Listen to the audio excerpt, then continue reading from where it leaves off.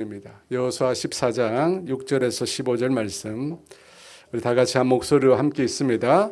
그때 유다 자손이 길갈에 있는 여호수아에게 나오고 그니스 사람 여분네 아들 갈렙이 여호수아에게 말하되 여호와께서 가데스 바네아에서 나와 당신에게 대하여 하나님의 사람 모세에게 이르신 일을 당신이 아시는 바라.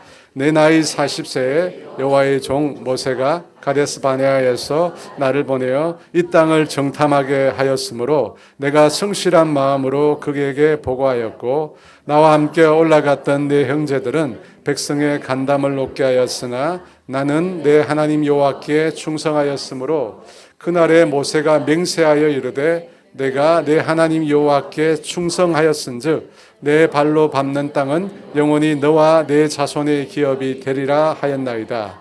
이제 보소서 여호와께서 이 말씀을 모세에게 이르신 때로부터 이스라엘의 광야에서 방황한 이 45년 동안을 여호와께서 말씀하신 대로 나를 생존하게 하셨나이다.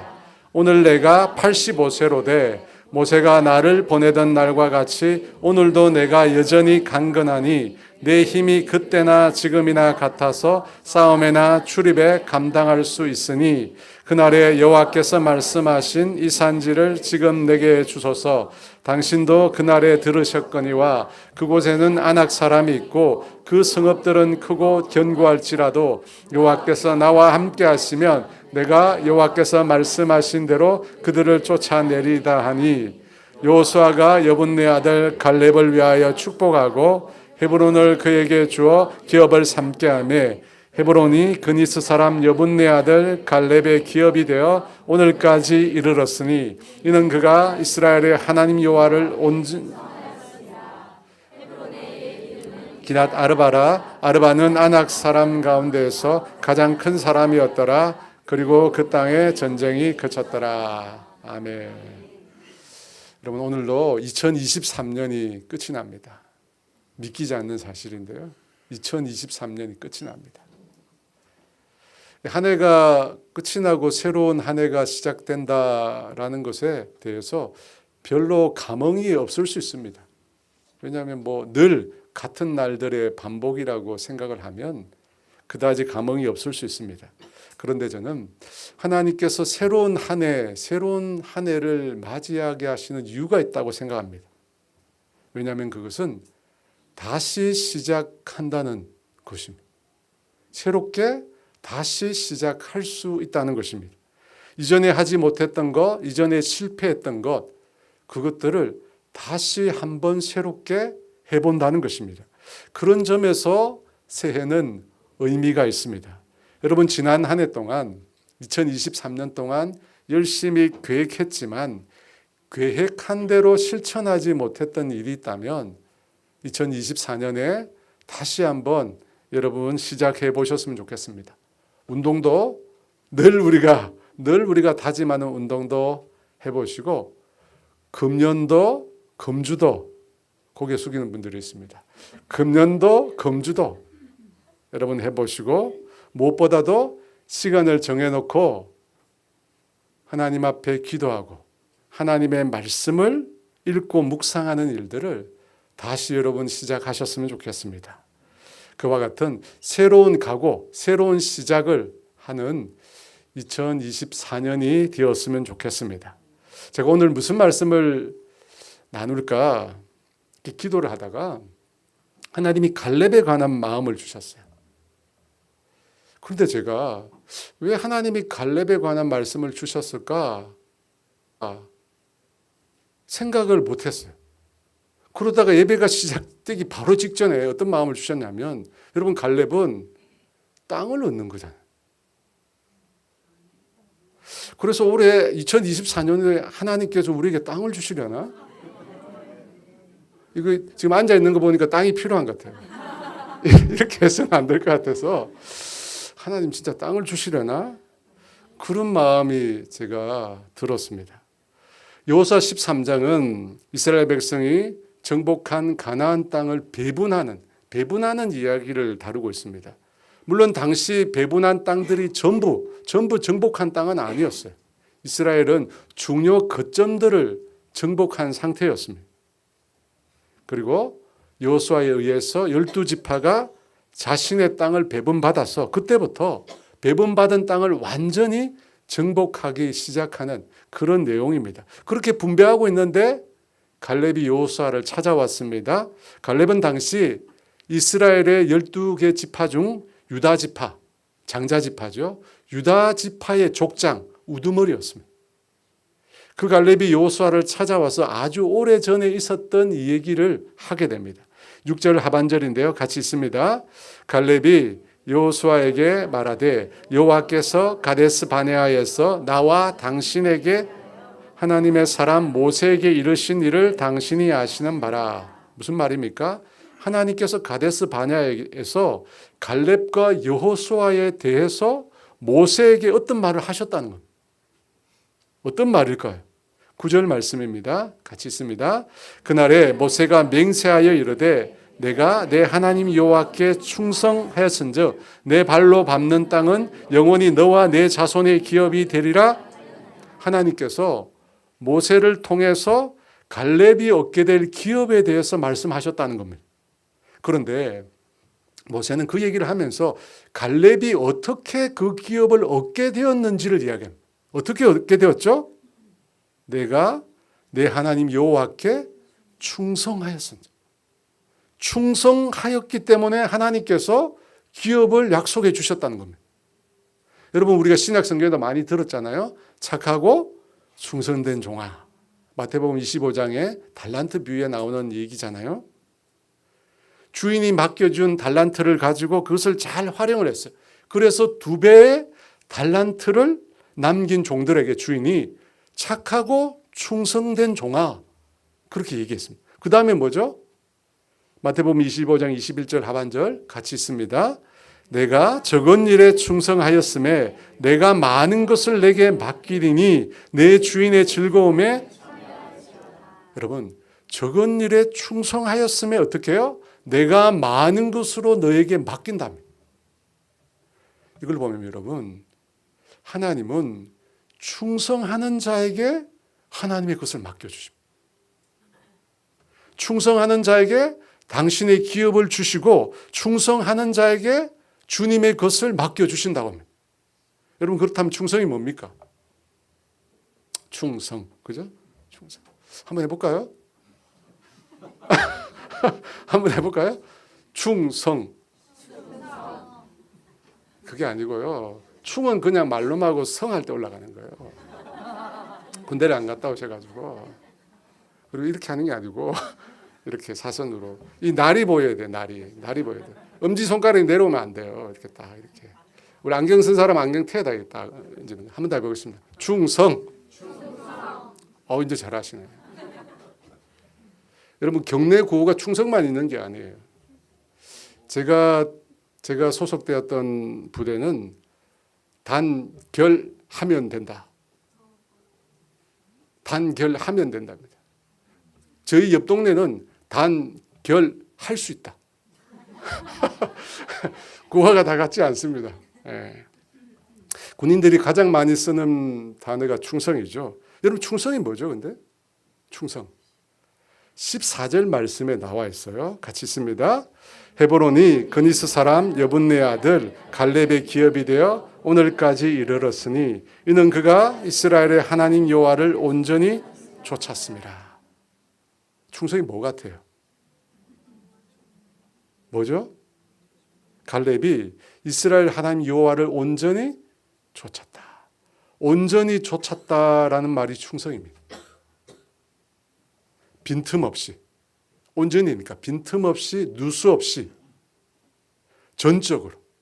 여러분 한 부분만 따르는 게 아니라 풀로 꽉 차게 하나님과 그분의 말씀을 따르는 것을 가르쳐 충성이라고 합니다. 미디암과 아론이 모세를 비판했잖아요. 그 비판을 듣고 하나님이 모세에 대해서 이런 평가를 내리셨어요. 내 종 모세와는 그렇지 아니하니 그는 내 온집에 충성함이라. 내 온집에 충성함이라. 온전히 주님만 따랐다는 것입니다. 사랑하는 여러분, 저는 저와 여러분이 정말로 하나님께 온전한 충성의 사람이 되기를 원합니다. 여러분 사람 말고 사람에게 충성하면 안 됩니다. 어디서 많이 들은 말인데 사람에게 충성하면 안 되고 그죠? 이 세상 시대나 조류에 우리가 따르면 안 되고 하나님과 그분의 말씀에 온전히 따라가는 사람들. 여러분 그 사람에게 뭘 맡기실까요? 여러분 그 교회에 주님이 뭘 맡기실까요? 뭘 맡기시죠? 하나님의 것을, 하나님의 기업을 맡겨주시는 거예요. 이제 제가 답을 다 얘기했어요. 이제 기업을 얻으려면 답이 나와요. 우리가 온전히 하나님의 말씀을 쫓아 행하면 하나님이 기업을 주는 거예요. 우리 스스로 기업을 얻는 게 아니라 하나님이 당신의 기업을 우리에게 맡겨주시는 겁니다. 그런 은혜가 있기를 원합니다. 여러분 2024년 첫 번째 여러분의 결심이 하나님을 온전히 따르겠다. 제가 사람 따르라는 게 아니에요. 하나님을 온전히 따르겠다. 주님의 말씀을 온전히 쫓아 살겠다. 여러분 다짐이 되었으면 좋겠습니다. 그러면 하나님의 기업, 하나님의 것을 저와 여러분에게 맡겨주실 줄 믿습니다. 여러분 두 번째는 10절 말씀인데요. 같이 있습니다. 이제 보소서 여호와께서 이 말씀을 모세에게 이르신 때로부터 이스라엘이 광야에서 방황한 이 45년 동안을 여호와께서 말씀하신 대로 나를 생존하게 하셨나이다. 오늘 내가 85세로 돼 가데스 바네아에서 갈렙이 여호와를 온전히 쫓았습니다. 여러분 그 충성의 결과로 하나님께서 모세를 통해서 약속해 주셨습니다. 갈렙이 가나안 땅에 들어가서 밟는 그 땅을 갈렙과 그 후손들에게 주시겠다고 하나님이 약속해 주셨습니다. 그런데 여러분 그 땅에 대한 약속이 있은 이후에 얼마의 시간이 흘렀다고 합니까?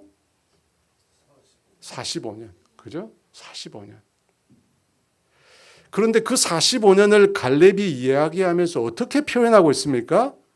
이 45년 동안을 하나님 여호와께서 말씀하신 대로 나를 생존하게 하셨나요? 이런 표현이 독특하죠. 자신이 45년의 세월을 지내왔다고 말하는 것이 아니라 하나님이 생존하게 했대요. 이게 무슨 말이죠? 갈렙에게 주신 하나님의 약속을 이루시기 위해서 하나님이 갈렙을 살려두신 거예요. 여러분 이 말씀에서 사명자는 그 사명을 이룰 때까지 죽지 않는다는 말이 나온 거예요. 하나님이 살려주신 거예요. 하나님 당신이 약속한 것을 이루시기 위해서 그 사람을 살려준 거예요. 이걸 뒤집어 말하면 우리에게 맡겨준 그 사명, 하나님의 약속의 말씀을 우리가 끝내기 전까지는 어떻게 된다고요? 죽지 않는 거예요. 끝내면 하나님의 부르심을 받는 겁니다. 그러니까 여러분 예수 믿는 우리에게 있어서 나이는 아무런 의미가 없습니다. 숫자에 불과합니다. 예수 믿고 난 다음에 우리는 나이를 따라 세월을 따라 사는 게 아니라 무엇을 따라 살죠? 하나님이 나에게 주신 사명, 하나님 나에게 약속해 주신 말씀, 여러분 그것을 따라 사는 것입니다. 그것을 따라 사는 거예요. 하나님 주신 약속의 말씀, 사명이 있으면 어떻게 한다고요? 하나님이 우리를 살게 하시는 거예요. 우리를 살게 하는 거예요. 하나님께로부터 받은 약속의 말씀, 사명이 있으면 하나님이 우리를 살게 하시는 거예요. 그래서 중요한 것이 뭐냐면 내가 무엇을 위해서 살고 있느냐가 중요한 겁니다. 여러분 나이가 중요한 게 아니라 나이가 중요한 게 아니에요. 제가 연세 많으신 분 듣기 좋으라고 하는 얘기가 아닙니다. 주님이 하신 말씀. 갈렙에게 이 45년 동안 갈렙을 생존하게 하셨습니다. 전 사무엘 울만 제가 몇 번 예를 들었는데 청춘이라고 하는 시를 쓴 사람이에요. 이 사람의 시를 굉장히 제가 좋아하는데 내용이 이래요. 청춘이란 두려움을 물리치는 용기, 안이함을 뿌리치는 모험심, 그 탁월한 정신력을 뜻하나니 때로는 20살 청년보다 60살 노인, 60살 노인이 아닌데 바뀌어야 되는데 60살 노인이 더 청춘일 수 있네. 이 다음 부분이 중요해요. 누구나 세월만으로 늙어가지 않고 이상 꿈을 잃어버릴 때 늙어가나니 세월은 피부의 주름을 늘리지만 열정을 가진 마음을 시들게 하진 못하지. 이 부분이 제일 좋은 것 같아요. 여러분, 세월만으로 늙어가는 게 아니라 사람이 꿈을 잃어버릴 때, 삶을 살아야 될 이유를 잃어버릴 때 늙어간답니다. 세월은 피부에 주름을 늘리지만 우리의 열정을 가진 그 마음을 시들게 하지 못한다. 너무 멋진 말이죠. 그대와 나의 가슴 속에는 이신전심의 안테나가 있어 사람들과 신으로부터 아름다움과 희망, 기쁨, 용기, 힘의 영감을 받는 한 언제까지나 청춘일 수 있네. 여러분, 꿈이 없고 비전이 없고 사명이 없으면 그 사람이 노인이에요. 사람이 노인. 저는 저와 여러분 우리 모두가 하나님 앞에서 우리가 생존해야 될 이유, 생존해야 될 이유를 우리가 증명하는 그런 삶을 살고 싶습니다. 왜 우리가 이 땅에 살아야 되는가? 하나님, 내가 이 땅에 살아야 될 이유가 있습니다. 그걸 하나님께 얘기해야 되죠. 하나님, 내가 이 땅에 살아야 될 이유가 있습니다. 하나님, 나를 생존시켜야 될 이유가 있습니다. 여러분, 그런 삶을 우리가 살아야 돼요. 갈렙이 고백한 것처럼 45년을 하나님께서 그를 생존하게 하신 이유가 있었어요. 마찬가지로 오늘 나를 하나님께서 살게 하신 이유가 분명한 우리가 되었으면 좋겠습니다. 여러분, 우리의 사명을 깨닫고 우리 모두가 사명자로 살아요. 여러분, 그것을 위해서 우리가 하나님을 듣고 하나님께 기도해야 합니다. 왜 그렇죠? 하나님과 기도하고 하나님의 말씀을 듣는 가운데 우리 인생의 사명과 꿈과 비전을 발견하거든요. 여러분, 그렇지 않아요?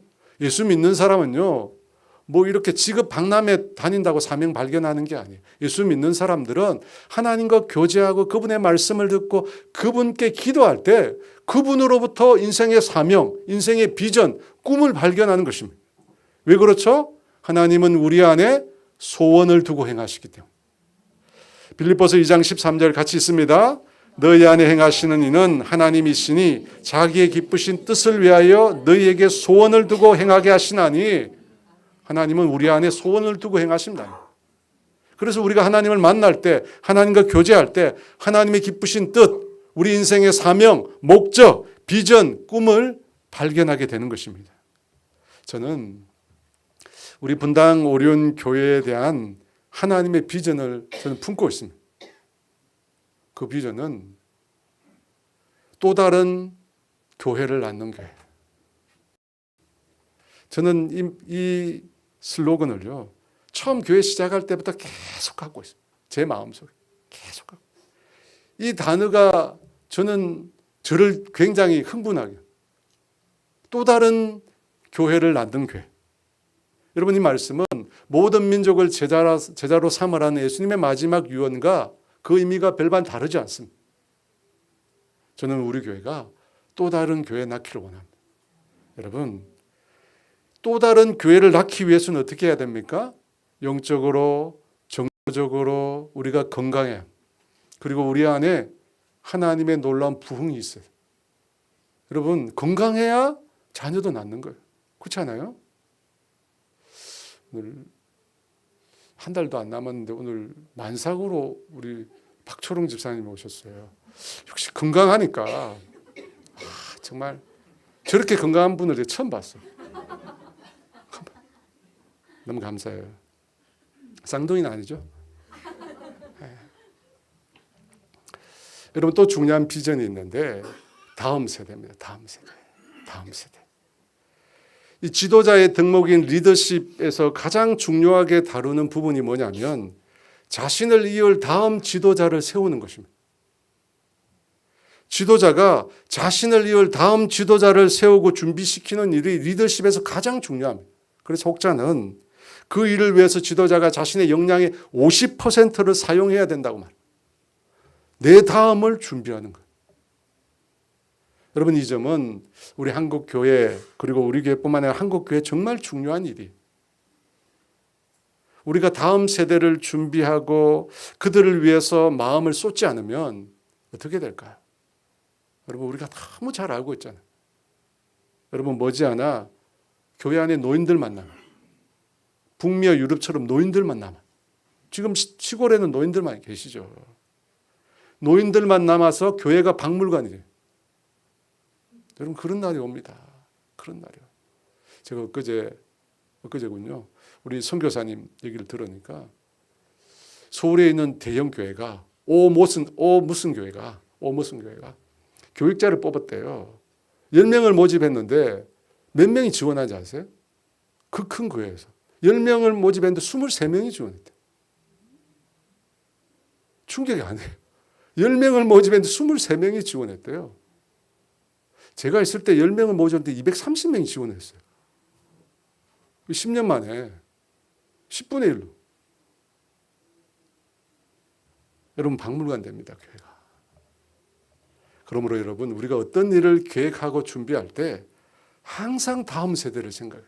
지금부터는 어떤 일을 우리가 계획하고 준비하고 모든 일을 할 때 다음 세대를 생각해요. 제가 그 일을 위해서 기도하다가 2024년부터는 우리가 다음 세대 어머니 기도회를 하려고 해요. 다음 세대 어머니 기도회. 여러분 기도 없이 다음 세대가 세워질 수 있겠습니까? 기도 없이 다음 세대가 믿음의 사람으로 우리 가운데 세워질 수 있을까요? 여러분 절대 불가능합니다. 절대 불가능. 여러분 믿음의 사람은 수고 없이 희생 없이 만들어지지 않습니다. 우리의 땀과 눈물과 헌신과 기도가 있어요. 기도가 있어요.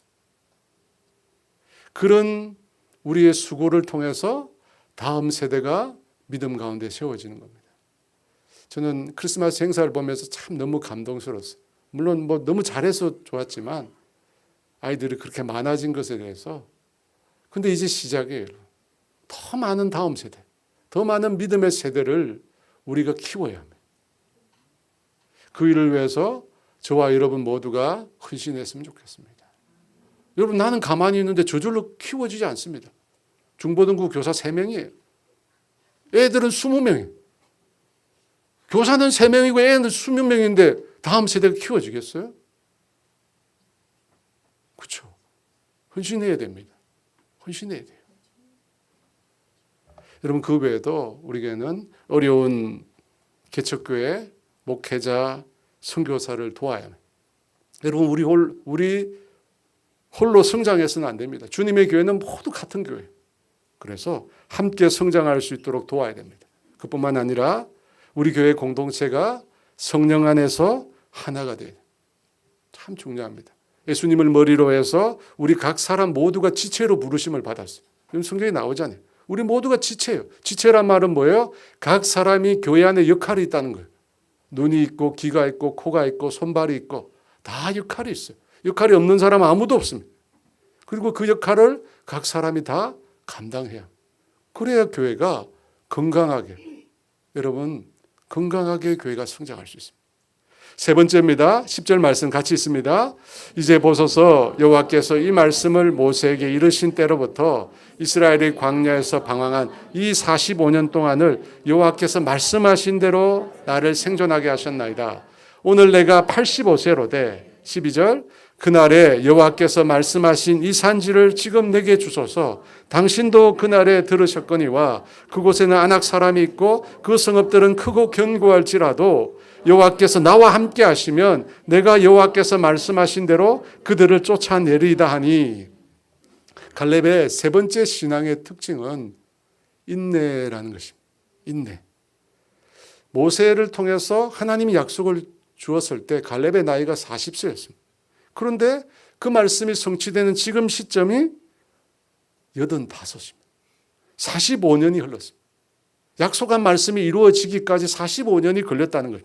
여러분 이 시간은 아주 긴 시간입니다. 여러분 45년 얼마나 길어요? 엄청 깁니다. 그동안 수없이 많은 일들이 일어났습니다. 그런데 수없이 많은 변화들이 일어나는데 단 한 가지 변화되지 않은 것이 있었습니다. 무엇입니까? 하나님의 약속에 대한 갈렙의 믿음이에요. 모든 게 다 바뀌었어요. 상황과 환경이 다 바뀌었습니다. 그런데 갈렙은 여전히 45년 전에 받았던 그 말씀을 붙잡고 있어요.